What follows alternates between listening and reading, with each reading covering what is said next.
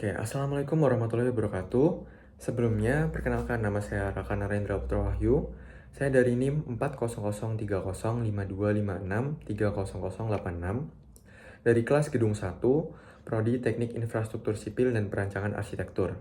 Jadi di sini saya akan menjelaskan konsep dan penerapan skala dalam proyek konstruksi guna untuk memenuhi tugas 2 ilmu ukur tanah. Oke, langsung lanjut saja ke materinya. Jadi yang pertama itu adalah konsep dasar dari skala. Pengertian skala pada gambar teknik yakni adalah perbandingan antara ukuran pada gambar dengan ukuran sebenarnya di lapangan. Nah, maksudnya itu adalah pasti kalian pernah mendengar skala 1:10 atau 1:100. Nah, maksud dari skala 1:100 itu adalah 1 cm pada gambar itu tuh mewakili 100 cm pada ukuran sebenarnya. Jadi skala ini biasanya tuh menggunakan perbandingan cm. Seperti yang tadi saya ucapkan, jika skala 1:100 yaitu 1 cm pada gambar bermakna 100 cm pada ukuran sebenarnya. Lalu di sini ada skala pembesaran. Skala pembesaran itu digunakan ketika objek sangat kecil sehingga perlu diperbesar. Contoh objeknya itu misal sekrup atau baut. Nah, dia kan berukuran kecil. Makanya dia perlu diperbesar atau digambar lebih besar. Contohnya tuh dengan skala 2:1 atau 5:1. Nah, maksud dari sini itu adalah 2 cm pada gambar itu tuh mewakili 1 cm pada ukuran sebenarnya. 5:1 itu artinya 5 cm pada gambar. Jadi sekrup digambar 5 cm pada gambar itu tuh mewakili hanya 1 cm pada ukuran sebenarnya, seperti itu. Lalu ada skala pengecilan. Skala pengecilan ini tuh digunakan ketika objek asli lebih besar dari kertas gambar. Contohnya adalah ketika menggambar denah atau menggambar side plan. Nah, objeknya kan lebih besar, makanya digunakan skala pengecilan. Contoh skala pengecilan tuh ada 1:50, 1:100, dan 1:500. Nah, ini tuh maksudnya 1 cm pada gambar itu tuh mewakili 1 cm pada ukuran sebenarnya. Seperti itu. Makanya dia skala pengecilan. Karena untuk menggambar objek yang lebih besar dikecilkan pada kertas gambar seperti itu. Lalu ada skala numerik, yaitu skala yang ditulis dalam bentuk angka perbandingan 1:n. Nah, ini sebenarnya sesuai kebutuhan kita saja. Misal kita mau menggambar skala 1:100 atau 1:200. Nah, ini kita bisa masukkan ke n atau perbandingannya kita masukkan ke n. Jadi skala numerik ini sesuai kebutuhan kita saja seperti itu. Lanjut ke rumus dasar skala. Jadi rumus dasar skala ini kita bisa menggunakan segitiga ini untuk memudahkan kita menghitung. Jadi di sini kan ada JP, S, dan JS. Nah, kita masuk ke keterangannya terlebih dahulu. Jadi JP itu adalah jarak pada peta, dan S itu adalah skala, lalu JS itu adalah jarak sebenarnya. Jadi, kenapa kita bisa mendapatkan rumus seperti ini? Nah, itu tuh caranya dengan ini, menggunakan tutup atau menutup. Jadi menutup yang ingin kita cari. Contohnya di sini ada, kita kan menutup S nih. Nah, berarti kita mau mencari S. S itu adalah ketika kita menutup S, di sini ada JP dan JS. Berarti S itu sama dengan JP dibagi JS, seperti itu. Begitu juga untuk mencari JS. Misal kita mau mencari JS, kita tutup JS-nya, ada JP dan S.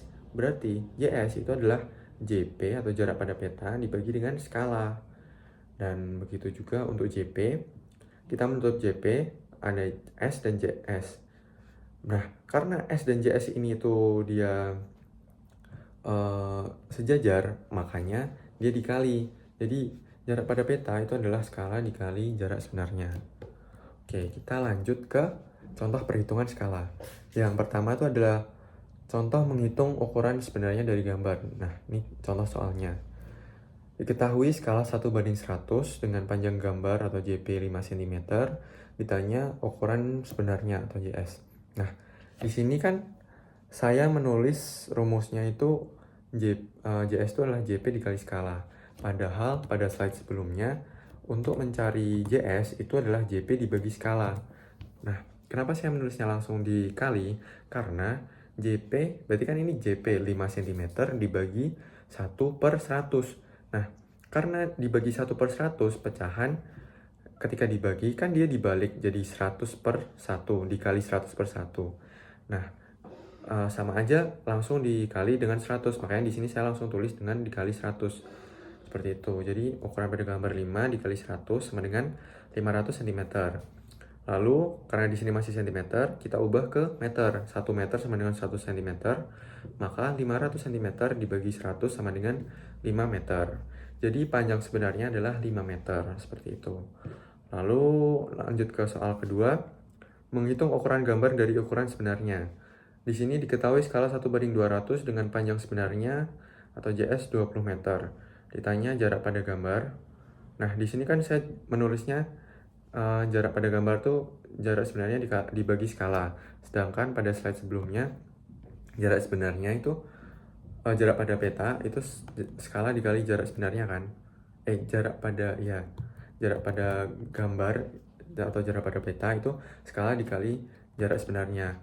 Namun di sini kan jarak sebenarnya itu 20. Sama aja kan 20 dikali 1/200. 1/200 kan sama aja dibagi. Nah, makanya di sini saya langsung menulisnya dengan dibagi skala. Oke, lanjut ke JS. JS kan 20 meter nih. 20 meter kita konversiin dulu ke cm, jadi 2000 cm. 2000 cm dibagi dengan skalanya 200. Berarti jarak pada peta atau jarak pada gambar tuh 10 cm. Nah, ini. Oke, lanjut ke soal berikutnya. Soal berikutnya tuh adalah contoh menghitung skala dari gambar. Skala dari gambar diketahui panjang pada gambar atau JP 4 cm, panjang sebenarnya JS adalah 8 cm. Dan kita disuruh untuk mencari skala pada gambar. Oke, yang pertama kita harus ubah agar JP dan JS-nya ini sama-sama menjadi cm. Di sini kan jarak pada petanya atau jarak pada gambarnya sudah 4 cm, maka tidak perlu diubah. Kita ubah jarak pada sebenarnya dari 8 meter kita ubah ke cm menjadi 800 cm. Lalu tadi skala itu kan jarak pada gambar dibagi dengan jarak pada jarak sebenarnya kan. Maka 4 cm dibagi 800 sama dengan sama-sama dibagi 4 dibagi 4 1 dibagi 4 200. Maka jarak pada gambar dibagi jarak pada skala jarak sebenarnya itu 1/200, maka skalanya 1/200. Jadi skala pada gambar soal ini itu adalah 1/200 seperti itu. Lalu di sini ada contoh untuk menentukan skala agar sesuai dengan ukuran kertas. Di sini diketahui di soal panjang lapangan basket sebenarnya adalah 26 meter. Atau kita konversikan menjadi cm menjadi 2600. Lalu ada lebar lapangan basket sebenarnya itu tuh 14 meter atau kita konversikan menjadi 1400 cm. Dan di soal diminta ukuran kertas yang tersedia itu 30 kali 20 cm atau area gambarnya itu segitu. Nah, ditanya skala yang paling tepat agar lapangan basket muat penuh di kertas atau tidak terlalu kecil. Nah, jawabnya kita harus menghitung skala untuk panjang dan lebar secara terpisah, lalu pilih skala yang lebih besar. Jadi kita pertama tentuin skala untuk si panjangnya. Panjangnya tadi berapa? Panjangnya adalah 2600. Dan di ukuran kertas gambar adalah 30 kali 20, yang dimana 30 cm pasti panjangnya ya. Berarti 2600 dibagi 30 cm, kita dapat 86,67 atau skalanya 1/86,67. Lalu kita hitung skala lebarnya. Skala lebarnya di sini adalah lebarnya tadi adalah 1400 dibagi dengan lebar kertasnya 20 cm, kita dapatkan 70 atau skala minimal lebarnya tuh 1/70. Nah, karena angkanya ini tuh 86,67 dan 70. Nah, sebaiknya kita tuh membulatkan ke atasnya. Agar kenapa? Agar dia tuh bisa masuk ke kertasnya atau muat di kertas gambarnya. Nah, kita bulatkan ke yang ke 10 kelipatan 10 di atasnya, yaitu 1/100. Nah, kita coba dengan skala 1/100 ya. Panjang gambarnya tadi kan panjang sebenarnya itu kan 2600 ya. 2600 dibagi dengan skalanya 100, berarti 26. Nah, 26 ini yang di gambar ini, kan dia itu masih muat ketika di ukuran kertas 30 cm kan, dengan panjang 30 cm. Nah, makanya dia bisa muat. Lalu dengan lebar 1400 kita bagi juga dengan skalanya, kita dapat 14 cm. Nah, 14 cm ini juga masih muat pada kertas gambar dengan ukuran 20 cm. Makanya kita gunakan skala 1:100 agar di sini kan kalau misalnya setelah kita skala ukuran lapangannya menjadi 14 cm dan 26 cm, yang dimana ukuran tersebut masih bisa masuk pada kertas ukuran 30 dikali 20. Nah, seperti itu. Makanya kita menggunakan ukuran skala 1:20 seperti itu. Oke, lanjut ke studi kasus konstruksi. Jadi, misal ada denah rumah dengan panjang sebenarnya tuh 1200 cm dan lebar sebenarnya tuh 600 cm. Nah, di sini diminta untuk menggambar denahnya ini ke ukuran kertas A4, yakni 29,7 cm kali 21 cm. Seperti itu. Nah, lanjut, kan di sini udah diketahui nih ukuran kertasnya segini. Nah, biasanya kertas ini tuh nanti ada marginnya lagi, dan ukuran efektifnya itu biasanya hanya 25 kali 18. Ini tuh ukuran kertas A4 setelah dikurangin margin dan lain-lain ya. Oke, jadi kan kita udah mendapat nih ukuran kertasnya tuh 25 kali 18. Nah, kita coba cek panjang skalanya. Panjang skalanya di sini kan untuk panjang kan dia 25 nih, dengan panjang sebenarnya 1200. Berarti kita bagi 25 dibagi 1200 kan 1:48. Dan di sini ada lebarnya tuh kan 600.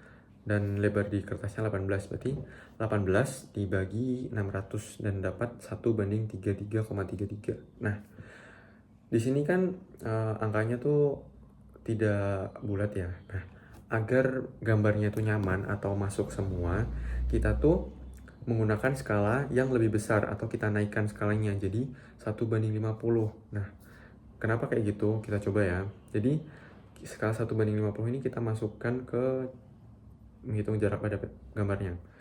Di panjangnya 1200 aslinya, kita bagi dengan 50 dapat 24 cm. Nah, 24 cm nih masih masuk di ini kan kertas A4 dengan panjang 29,7. Lalu lebarnya 600 dibagi dengan 50 berarti 12 cm. Nah, ini juga masih masuk di ukuran lebarnya 21. Jadi, ukuran skala 1:50 ini tuh dia masih bisa masuk di ukuran kertas A4. Nah, lalu kita akan menjawab mengapa 1:50. Nah, skala 1:50 ini dia tuh cukup detail untuk melihat ukuran ruangan. Jadi meskipun di skala dia tuh masih bisa melihat detail ruangan seperti nama ruangan, lalu detail furniture di sini atau elevasi, tapi di sini tidak ada. Nah, dengan skala 1:50 dia tuh masih cukup detail untuk melihat ukuran ruangan. Lalu masih muat di kertas gambar. Nah, ini tadi 24 kali 12. Dengan skala tersebut dia tuh masih muat di ukuran kertas gambar A4 yang dimana 29,7 kali 21 cm.